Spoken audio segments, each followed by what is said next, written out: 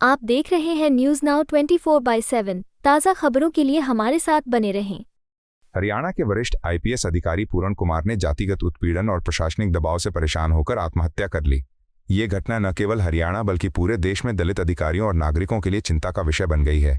आम आदमी पार्टी के वरिष्ठ नेता सौरभ भारद्वाज ने इस मामले पर प्रेस वार्ता करते हुए कहा, यह केवल एक अफसर की मौत नहीं है बल्कि सिस्टम की असंवेदनशीलता का प्रतीक है।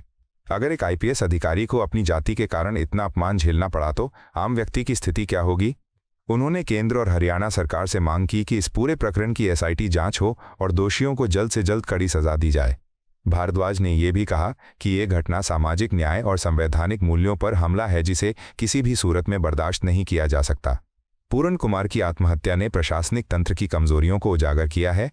दलित अधिकारियों और कर्मचारियों में असुरक्षा की भावना बढ़ रही है। भारद्वाज ने जनता और प्रशासन से अपील की कि जातिवाद और भेदभाव के खिलाफ कड़ा संदेश दिया जाए ताकि भविष्य में किसी और जीवन का नुकसान न हो। देश भर में इस घटना को लेकर भारी रोष है और सवाल उठ रहे हैं, आखिर कब तक दलित नागरिक और अधिकारी अपने ही देश में सुरक्षित महसूस नहीं कर पाएंगे। कोई नैतिकता, इंसानियत आज नहीं बची कि कोई इस बात पे स्टोरी ही कर देता कि किस तरीके से घटिया, भद्दी, घिनौनी गालियां पिछले 3 दिन से दलित समाज को, मुख्य न्यायाधीश को, यहां तक बाबा साहब भीमराव अंबेडकर तक को गालियां दी जा रही हैं और खुल के दी जा रही हैं, खुल के। और किसी की मजाल नहीं कि इसके ऊपर वो अपनी प्रतिक्रिया दे दे और वो अपने चैनल में चला दे। मैं देख रहा था, सोशल मीडिया पे चल रहा था और इस बात को स्थापित करने की कोशिश की जा रही थी कि कोई जातिवाद है ही नहीं। वही लोग जो जातिवादी हिंसा की बात कर रहे हैं, जातिवादी गालियां दे रहे हैं, वही लोग लिख रहे हैं कि कोई जातिवाद हिंदुस्तान में है ही नहीं है, जबरदस्ती की बात है। और फिर कह रहे हैं हम ब्राह्मण हैं, हम सबसे श्रेष्ठ, ये भी कह रहे हैं। और कह रहे हैं कि जातिवाद हिंदुस्तान में है नहीं। तो दोस्तों, जीता जागता उदाहरण जातिवाद का हमारे समाज में एक मुख्य न्यायाधीश को जूता मारा जाना और फिर उसके बारे में सोशल मीडिया पर जहर फैलना, ये तो एक था। और दूसरा, हरियाणा के दलित आईपीएस अधिकारी का वर्षों तक इतना शोषण होना, इतना उनको उनकी जाति को लेकर प्रताड़ित करना कि वो आदमी अपने आप को गोली मार के अपनी आत्महत्या कर लेता है। कई जगह लिखा जा रहा था कि तो झूठी कंप्लेंट करते हैं साहब, ये तो SC ST एक्ट का झूठा फायदा उठाया जा रहा है। मुझे लगता है कि कोई झूठी कंप्लेंट तो कर सकता है, ऐसे उदाहरण हो सकते हैं, मगर कोई झूठी कंप्लेंट करते करते इतना परेशान हो जाए कि वो खुद को ही गोली मार दे, ये संभव नहीं है। मुझे लगता है कि ये बात तो माननी पड़ेगी, उन घोर जातिवादी लोगों को भी माननी पड़ेगी जो पूरे दिन अंबेडकर को गाली दे रहे हैं कि जातिवाद तो पूरा है और जिंदा है।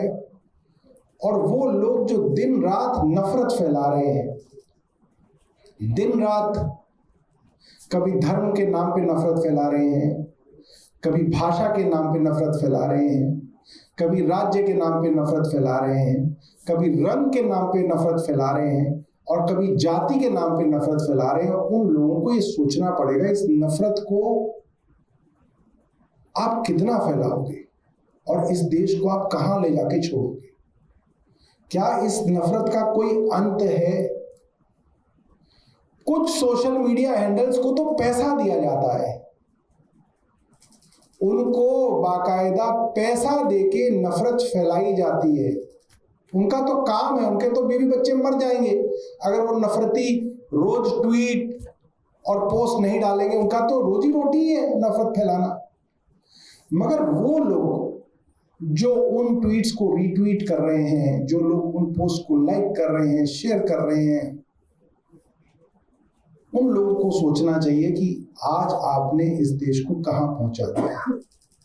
एक आईपीएस अधिकारी जिसकी पत्नी आईएएस अधिकारी है हरियाणा में, और कोई दूर दराज का नहीं, हरियाणा का मामला है, वहां पे एक आईपीएस अधिकारी को मंदिर में नहीं घुसने दिया जाता। वो मंदिर में घुस जाता है और मंदिर में चला जाता है, अंबाला के थाने में मंदिर बनाया जाता है, उस चीज के लिए उसका उत्पीड़न शुरू होता है। और उत्पीड़न इतना चलता है, वो सबको कंप्लेंट करता है, चीफ सेक्रेटरी को कंप्लेंट करता है, डीजीपी को कंप्लेंट करता है, तमाम अपने अधिकारियों को कंप्लेंट करता है, और उसकी कंप्लेंट्स पर कार्रवाई नहीं होती। अंततः उसको ही एक झूठे मामले में फंसाने का पूरा षड्यंत्र बनाया जाता है और फिर वो खुद को गोली मार देता है। और 8 पेज का सुसाइड नोट छोड़ के जाता है, 8 पेज का, जिसके अंदर वो एक एक अफसर के बारे में, अपने विभाग के 15 अफसरों का नाम उसने उसमें लिखा है, अलग अलग जातियों का है। वही जातियां हैं जिनके पास आज देश के सभी बड़े बड़े संसाधन हैं, बड़े बड़े टीवी चैनल्स हैं, बड़े बड़े अखबार चलाती हैं वो जातियां। तो उन जातियों से तो उम्मीद ही नहीं है, और उन टीवी चैनल्स और उन संस्थानों से उम्मीद नहीं है कि वो इसके ऊपर कुछ करेंगे।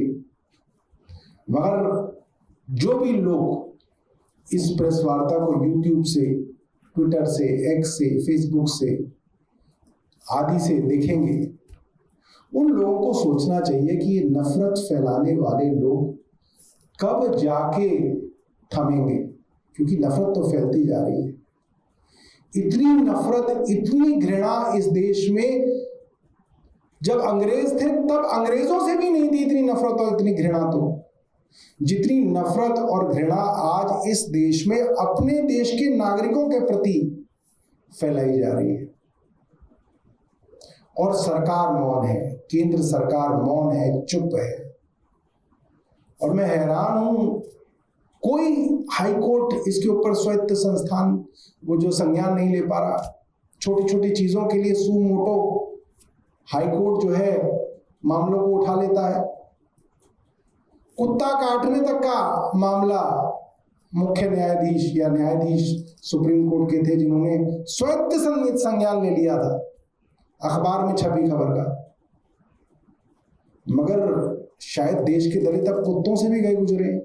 ऐसा लग रहा है कि इस देश में कुत्तों तक की सुनवाई हो रही है। सुप्रीम कोर्ट के न्यायाधीश कुत्तों के मामले में संज्ञान ले पा रहे हैं। कुत्तों के लिए उनके दिल में जो है आज दर्द है, सहानुभूति है कि हाय इनके लिए क्या किया जाए, मगर देश के दलितों के लिए नहीं है। किसी को सुनाई नहीं दे रहा, किसी को दिखाई नहीं दे रहा। और फिर यही लोग जब पार्टियों में जाएंगे तो कहते हैं कहां है जातिवाद? कहीं जातिवाद नहीं, वी आर ऑल इक्वल। बहुत बुरे हालात हैं दोस्तों इस देश के, और 11 साल के भारतीय जनता पार्टी के शासन ने इस देश को जहां पहुंचाया है, मुझे नहीं लगता इसकी भरपाई दशकों तक हो पाएगी। बहुत बहुत धन्यवाद। आपको यह वीडियो पसंद आया हो तो इसे लाइक करें, हमारे चैनल को सब्सक्राइब करें।